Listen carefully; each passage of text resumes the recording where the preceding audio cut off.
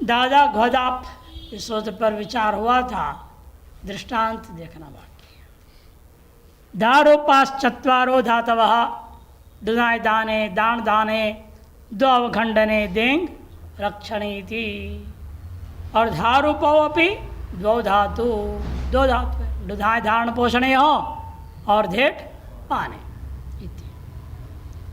प्रणिददाति प्रणिददाति घू संज्ञा का फल यहाँ क्या हुआ? दा धातु को दंत नकार को मूर्धन्य हो गया।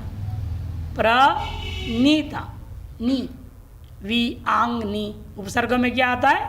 वी आंग नी नाम के एक उपसर्ग है। प्र नी ददाती, और नी के नकार को मूर्धन्य करेगा तब जब धातु को घू संज्ञा हो। कौन सूत्र है वो? नेर गद पत पद है ना, लंबा सूत्र है। 8 4 17, 8 4 17 में उस सूत्र के द्वारा दंत नकार को मूर्धन्य नकार हो गया। ये लाभ हुआ। प्रणिदीयते प्रणिदीयते दा धातु था, यक हो गया भाव में, दा य ते, दा के आगो ई कर दिया घू संज्ञा के कारण से। घू मास्ता गापा जहाति साम हली एक सूत्र है। घू मास्ता गापा जहाति साम 6 4 76 6 4 76 में। और निर्गदा नदा पता पचा इत्यादि 8 4 17 का था।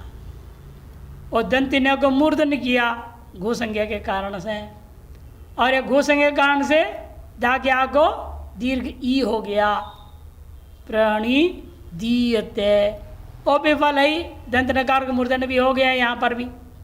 उस फल के साथ एक और अतिरिक्त फल आ गया, यहाँ पर दा को हो गया दी, आपको ये आदेश कर दिया। घू मास्ता गापा जहाति शाम हली सूत्र। प्रणिदाता प्रणिदाता, यहाँ केवल दंत नकार मूर्धन्य नकार का ही दृष्टांत है।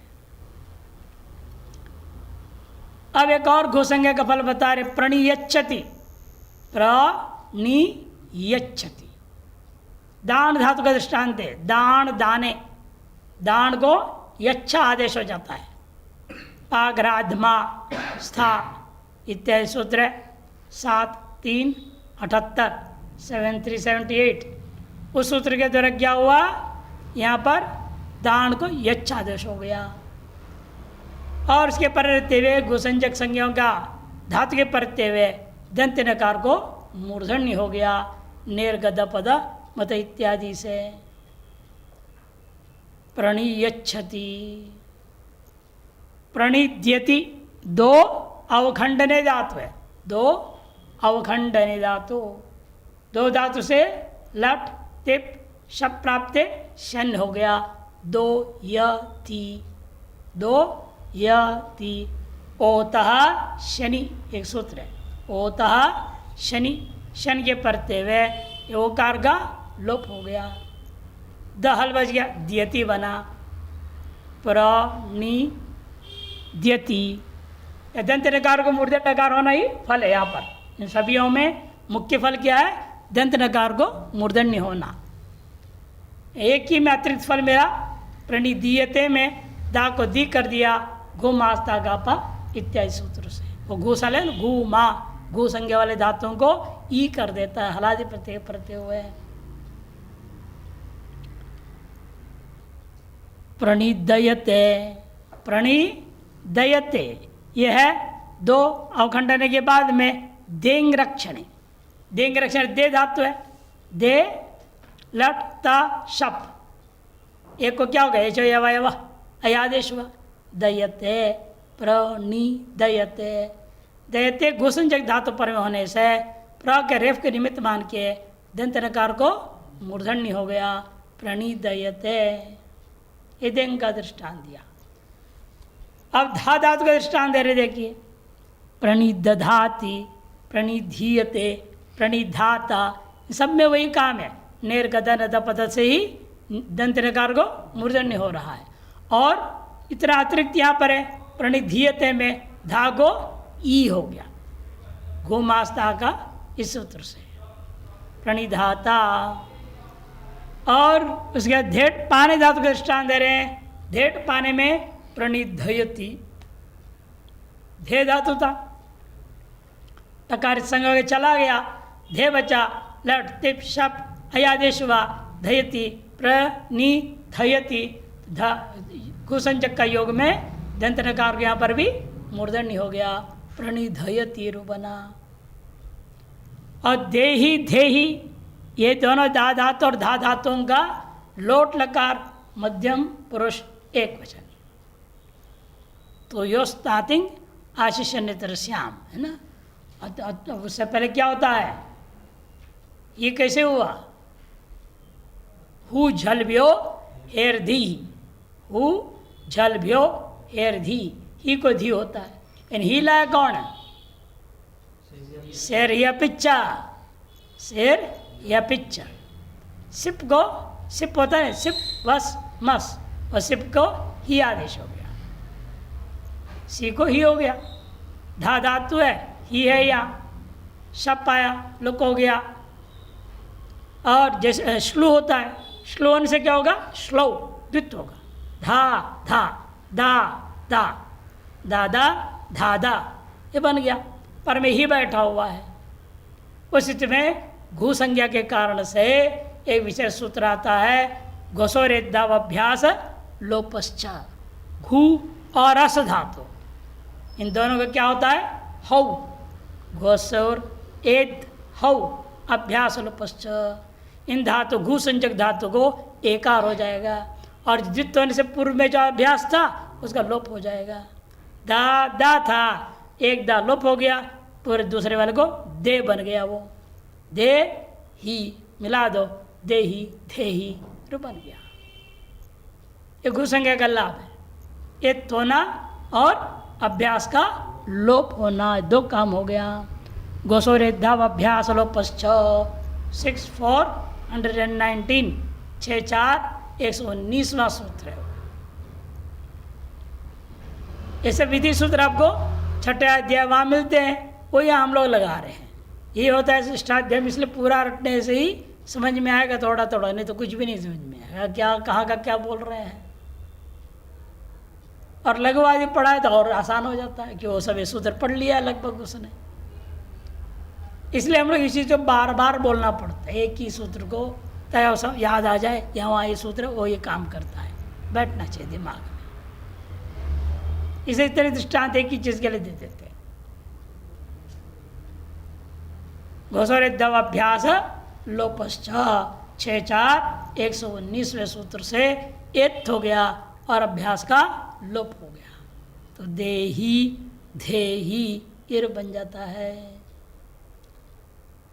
अब तक कुछ संज्ञा सूत्रों को लाने के बाद अतिदेश सूत्र ला रहे हैं। अतिदेश सूत्र आद्यंतवदे कस्मिन्,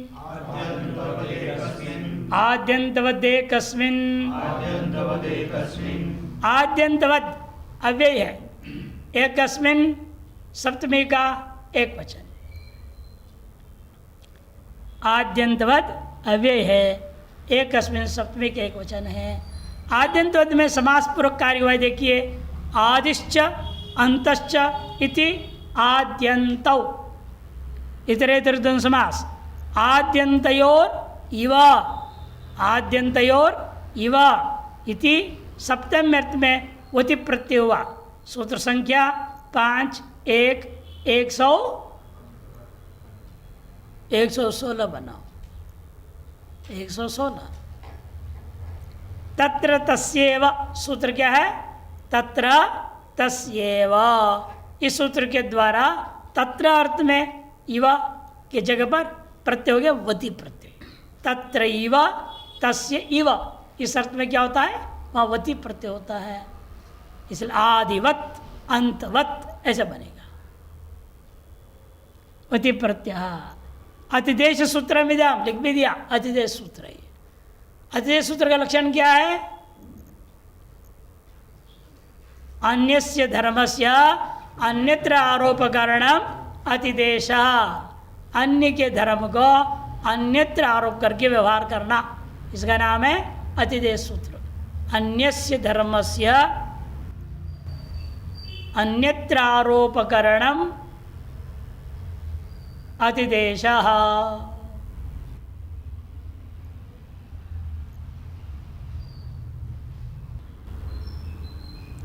अर्थ करने देखो, एकस्मिन्नपि आदौ इव अंत इव कार्यम भवति, एक ही है तो भी उसमें आदि के समान और अंत के समान व्यवहार करना।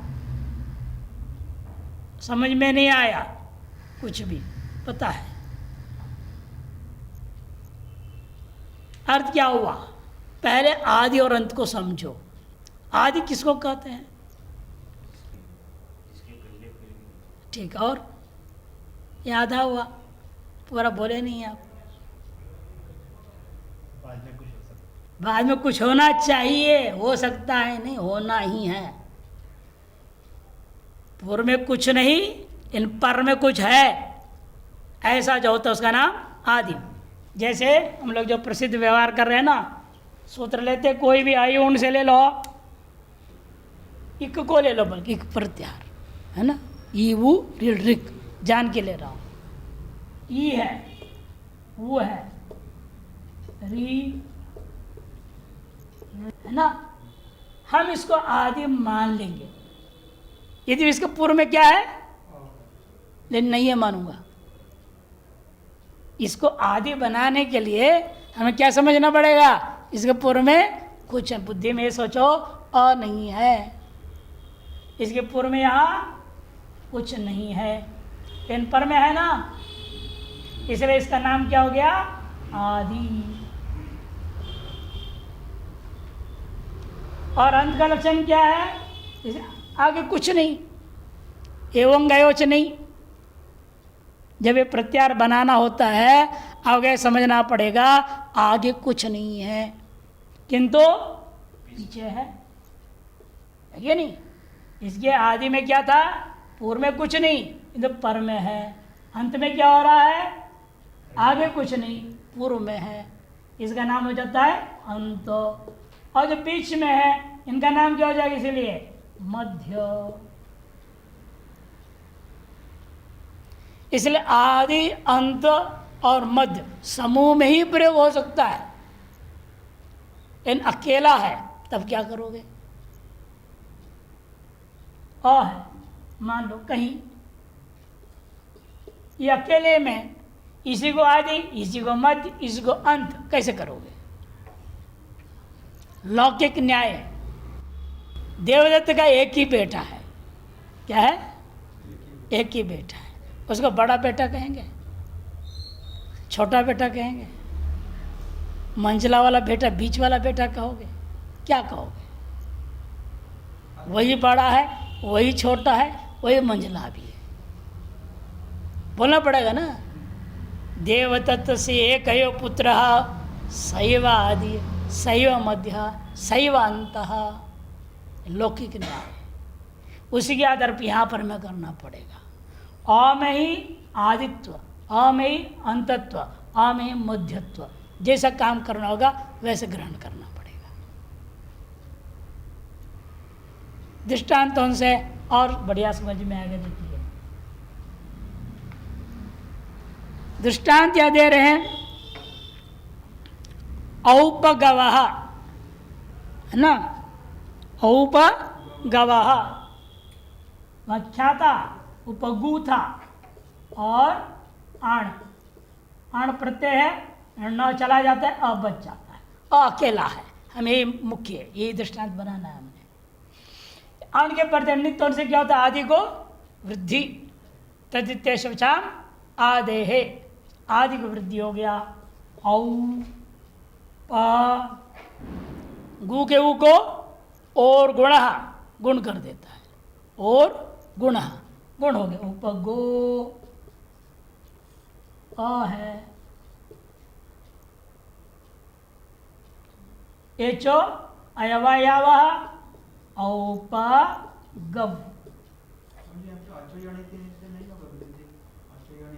नहीं होगा। अजंतंग है क्या? आदि वृद्धि करना है बाबू। पीछे वाला जो किया हमने वो उसको तो कर सकते नहीं, भ संज्ञा है और गुणा आ जाएगा। तद्धित प्रत्यय ना ये, तिंगंत नहीं, कृदंत नहीं, तद्धित है।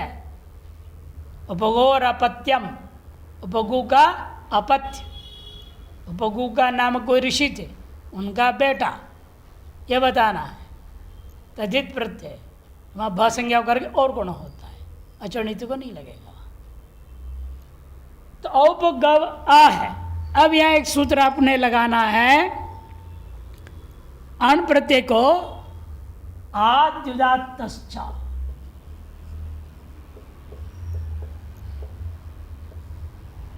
क्या सूत्र है? आद्युदात्तश्च, 3 1 3 का है। उधर प्रत्यय के आदि को उदात्त बनाएगा। अब अकेला है, मैं उसको आदि बोलूं कि मध्य बोलूं, अंत बोलूं, कैसे बोलूंगा? बोल नहीं सकता। क्यों? आदि बोलना है, पूर्व में कुछ नहीं तो ठीक है, पूरे प्रत्यय है, पूर्व में कुछ नहीं, लेकिन पर में भी तो नहीं है। आदि बोलने के लिए पर में कुछ होना चाहिए, पर में है ही नहीं कुछ, जो आदि नहीं कह सकता। अंत में नहीं कह सकते इसलिए क्योंकि पर में नहीं होना चाहिए तो ठीक है, इन पूर्व में भी तो कुछ होना चाहिए, वहाँ कुछ है ही नहीं। प्रत्यय क्या है? इतना ही है ना, अकेला है। एक अस्मिन, इस सूत्र ने क्या कहा? आद्यंतवद एक अस्मिन, अकेला हो, आगे भी नहीं पीछे भी नहीं। इसे आगे होता आदि कह देता, हाँ पीछे कुछ होता तो इसको अंत कह देता, नहीं से आदि कह सकता, न अंत कह सकता, नहीं तो मध्य कैसे कहूँगा? मध्य भी नहीं कह सकते इसको। आदि अंत के बिना मध्य नहीं हो सकता।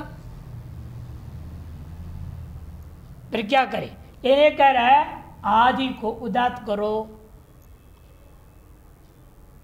अब एक ही रहने पर भी इसी को आदिवत, इसी को मध्यवत, इसी को अंतवत कर देंगे। ये सूत्र कहता है। एक ही में आदिवत व्यवहार भी कर सकते हो, अंतवत भी कर सकते हो।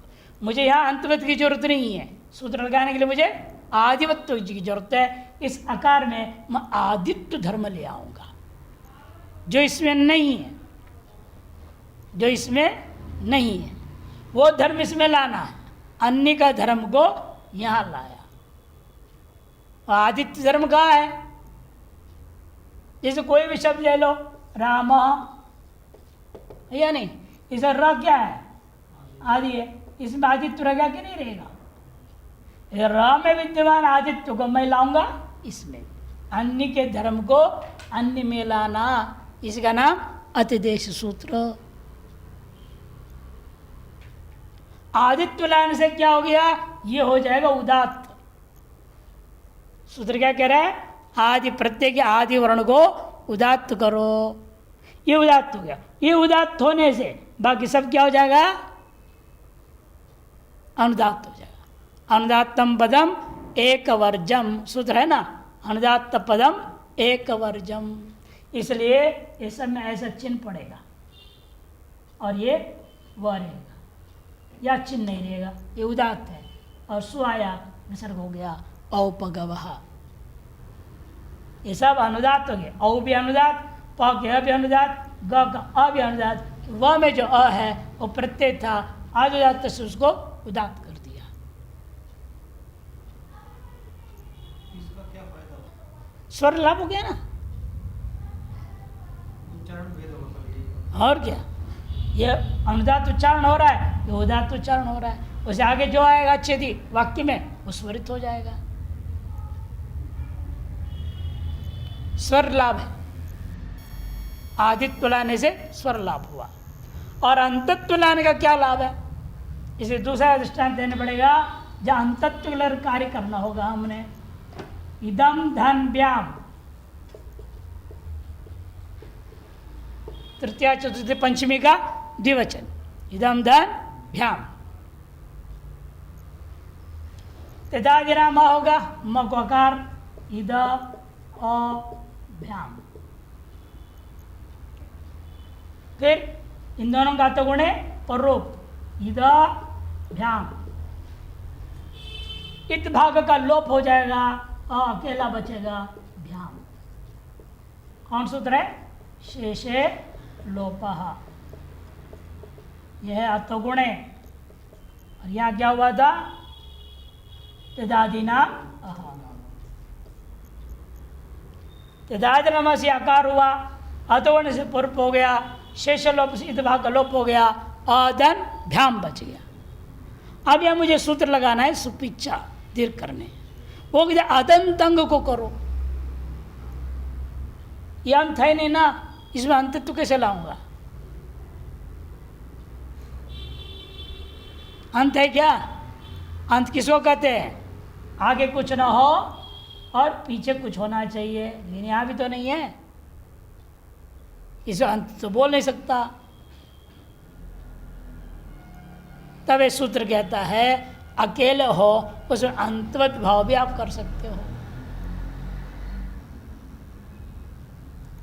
इसलिए हमने क्या किया? आद्यंतवद्य कस्मिन से इसमें अंतवत्व लाया, अंतवत्व धर्म ले आया। अन्य का धर्म है, इसमें अंतत्व नहीं, अकेला है ये, ना आदि ना अंत है ना मध्य है, ये इसको कुछ भी नहीं कह सकते हम। अन्य में कहा है अंतत्व? जैसे आपने प्रयोग कर, जैसे राम में आदि देख लिया ना आपने, इसी प्रकार से भव होता है ना, भव भवता भवताम, है ये नहीं? भव में और क्या है? अंतत्व है। वो अंतत्व को हम कहाँ लाएंगे? ये अ में। तब यह कौन सा सूत्र लगेगा? सुपी चा, और रूप बनेगा आभ्याम। क्योंकि वो करता है अदंत अंग के स्थान में ही दीर्घ करता है, इसलिए अंतत्व लाने से ये क्या हो जाएगा? अदंत हो जाएगा। अंग संज्ञा है, अदंत अंग होने से दीर्घ हो गया सुपिच्चा से, आभ्याम बन जाता है। तो इस तरह से दोनों के लिए दृष्टांत दिया। आदिवत्व के लिए स्वर प्रक्रिया का दृष्टांत लिया और अंतवत्व के लिए सुबंत का दृष्टांत दिया, आभ्याम। इस प्रकार से आद्यंतवद्य कस्मिन् हो गया। अगला सूत्र आता है तरप तमपौ घः। तरप तमपौ घः। तरप तमपौ प्रथमा का द्विवचन, घः प्रथमा का एक वचन। प्रथमा का द्विवचन और प्रथमा का एक वचन। तरप तमपौ में समास है, आगे दिखा रहे तरप च तमप च इति तरप तमपौ। इतरे दुर्धन समास होने से द्विवचन दिख रहा है। अर्थ क्या है इसका? तरप तमपौ प्रत्ययो घ संजकौस्तः। तरप और तप प्रत्यय जो है, ये दोनों प्रत्ययों का नाम क्या रखेंगे हम? घ। ये भी क्या है? केवल संज्ञा। ये भी क्या है?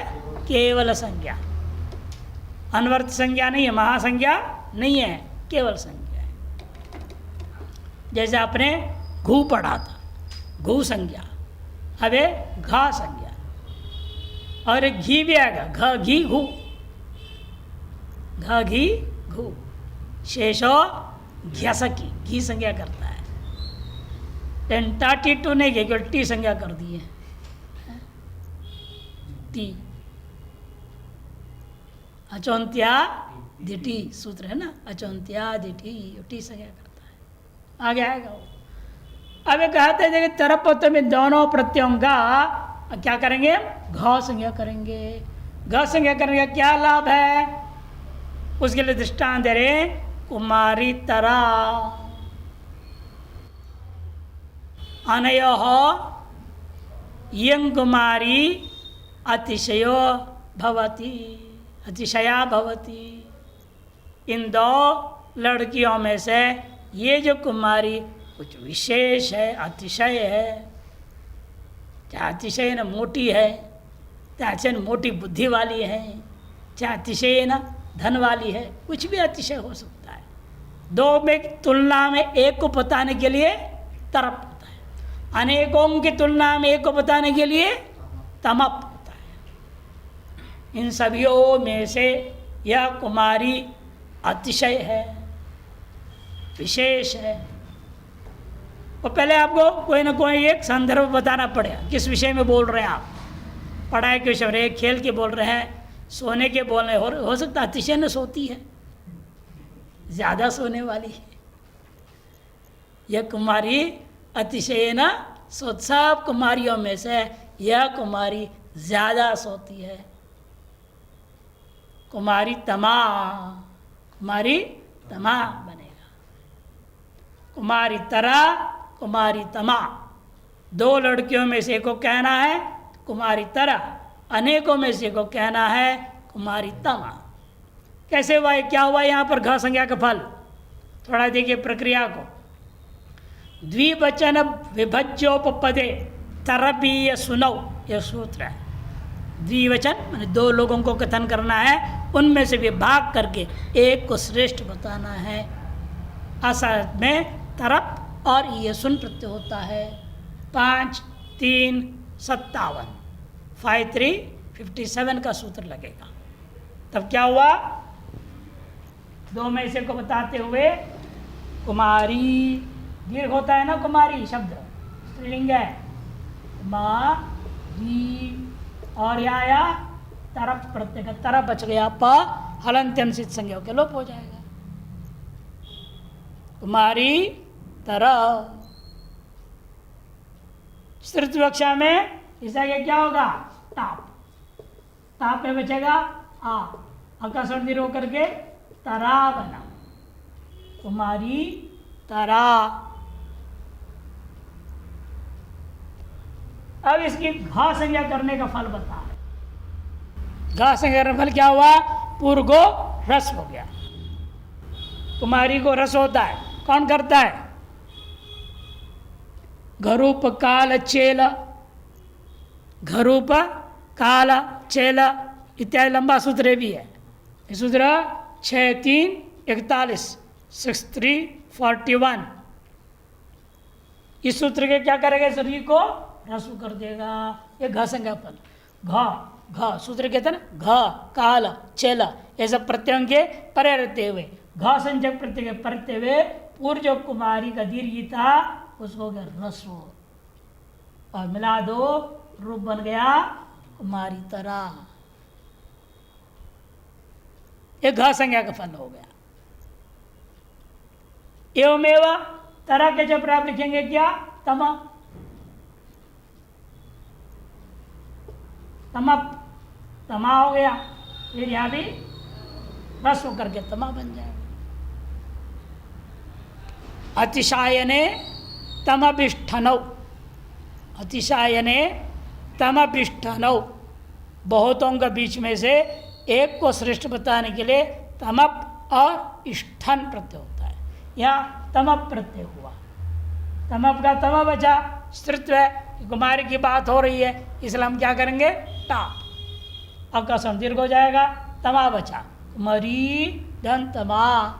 वही सूत्र घ काल चल इत्यादि सूत्र से क्या हो जाएगा, पूर्व का रस भी घ संज्ञा करने का फल मिला।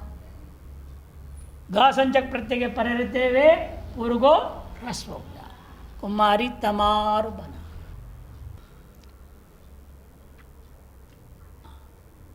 ये हो गया, ये दोनों दृष्टांत। एवमेव एक और दृष्टांत क्या दिया, ब्राह्मणी तरा, ब्राह्मणी तमा। ब्राह्मणी भी क्या होता है, दीर्घ, पुल्लिंग में ब्राह्मण, स्त्रीलिंग में ब्राह्मणी। उसको यहाँ भी तरप और तमप के योग में घ संचक प्रत्यय के पर में रहने से रस हो गया, रस होने से ब्राह्मणी तरा, ब्राह्मणी तमा ये रूप बन जाता है। वेग और संख्या, संख्या वाला सूत्र आ रहा है। अगला सूत्र है बहुगण वतुडति संख्या, बहुगण वतुडति संख्या, बहुगण वतुडति, ये प्रथमा का एक वचन है, नपुंसकलिंग में प्रयोग हुआ है, इसे समाहार द्वंद्व समास माना जाएगा। तब नपुंसकलिंग में एक वचन में ये रूप बन जाता है। और संख्या शब्द प्रतिमा के एक वचन है स्त्रीलिंग वाला, रमा जैसे, रमा रमे रमाहा, संख्या संख्ये संख्याहा, ये बनेंगे। संख्या या नाम है, ये दोनों ही प्रतिमांत, इसलिए संज्ञा सूत्र है ना, पहले बता चुका। संज्ञा सूत्रों में सभी पद लगभग प्रतिमांती होते हैं। संज्ञा कौन सा होगा ये? संख्या, हाँ, संख्या या नाम है। नाम संज्ञा कौन सा, अनुवर्त या हैं? संज्ञा संज्ञा बोलेंगे? नहीं, महासंज्ञा, अनवर्त संज्ञा। सम्यक ख्यायते गण्यते इति संख्या, जिसे सम्यक प्रकार से प्रकाशन हो रहा है गणना का। बहु माने बहुत्व है ना, बहु गणा माने समूह, बहुत लोगों का समूह। एवं वती प्रत्यांत, वतु, वतु क्या है? प्रत्यय है।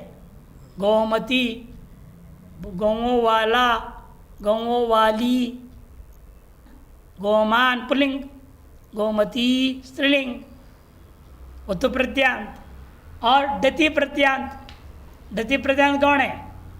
जैसे कति पढ़े ना आप, कति आगे आ रहा है वो दृष्टांत। ये सब दो तो प्रातिपदिक है और दो प्रत्यय लिया गया।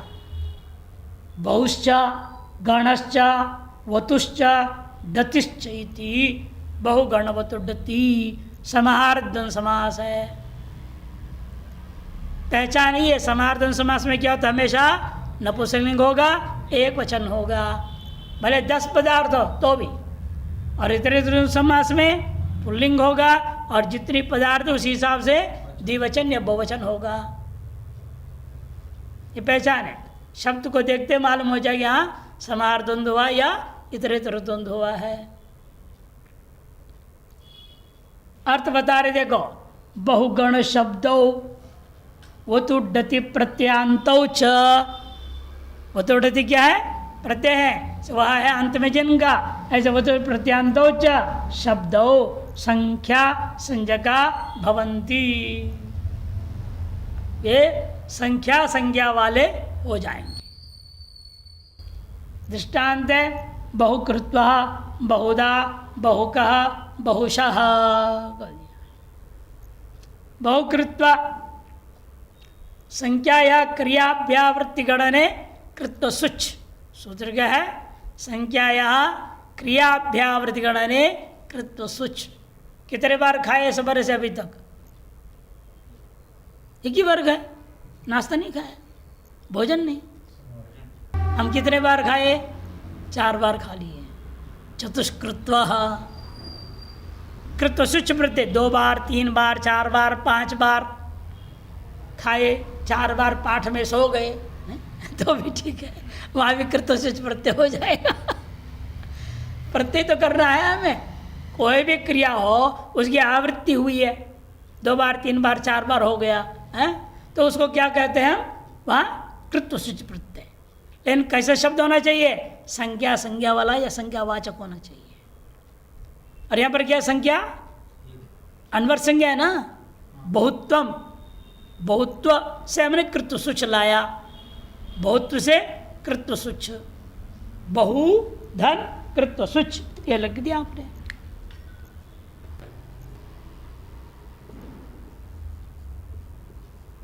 कृत्वा सुच नाम का प्रत्यय, उसमें क्या होगा? चकार संज्ञा हो जाता है, वो चला जाता है, बहु कृत्वस रहेगा, सकार विसर्ग हो गया, बहुकृत्वा। और इसकी अव्यय संज्ञा होने से सुपा करके लुक हो जाएगा। तद्धितश्चा सर्वै भक्ति ही, सूत्र अव्यय संज्ञा करने वाला अव्यय संज्ञा कर देता है, सुप आएगा जितने भी सब लोप हो जाता है। ये तो ये रहेगा बहुकृत्वा बहुकृत्वा बहुकृत्वा बहुकृत्वा बहुकृत्वा बहुकृत्वा। प्रथमा में वही, द्वितीया में भी वही, तृतीया में वही, सब में वही, एक ही रूप रहेगा। इसकी संख्या संज्ञा होने से यह आया है, ये संख्या संज्ञा ना होता तो नहीं आ सकता। ये सूत्र कहता है संख्याया क्रियाभ्यावृत्तिगणने कृत्व सुच 5, 4, 17 5, 4, 17 का है। इससे हुआ। और आगे बहुधा कैसे बना? संख्याया विधार्थे धा, संख्याया विधार्थे धा सूत्र है। 5, 3, 42 का है। 5, 3, 42। संख्यावाचक शब्दों से विधा मैंने प्रकार अर्थ में धाप होता है। विधा अर्थ मैंने प्रकार अर्थ है। कितने प्रकार है?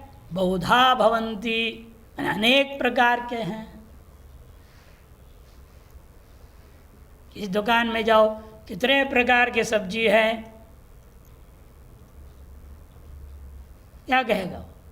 गिनेगा 1, 2, है बहुत प्रकार के, आपको कौन से चाहिए ले लो, ये तो कहेगा। बहुधा भवंती यत् विच्छसी तत्क्रय, जो तुम चाहते हो खरीदो।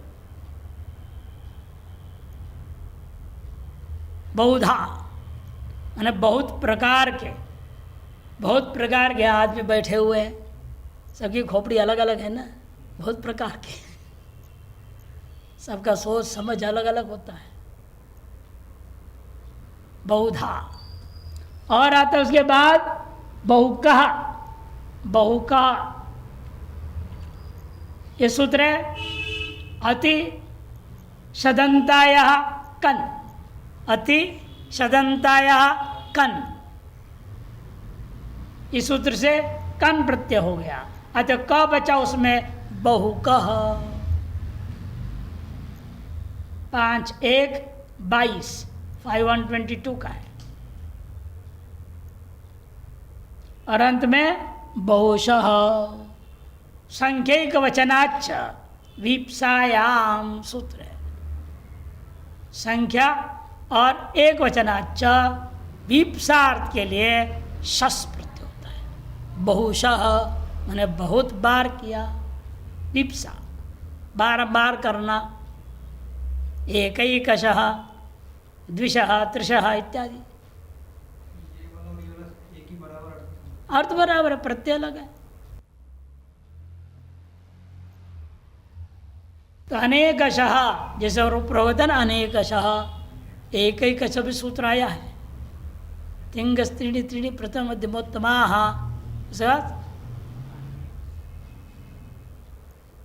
बहुवचनान्येकशः,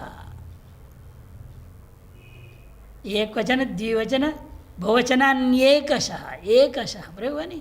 एक क्या है? संख्यावाचक है, उसे शस प्रत्यय हो गया। बार बार हमें करना है। एक बार कर दिया, प्रथमा है, एक वचन द्विवचन बहुवचन संख्या हो गया। नहीं, द्वितीय में भी एक वचन द्विवचन बहुवचन, तृतीया में भी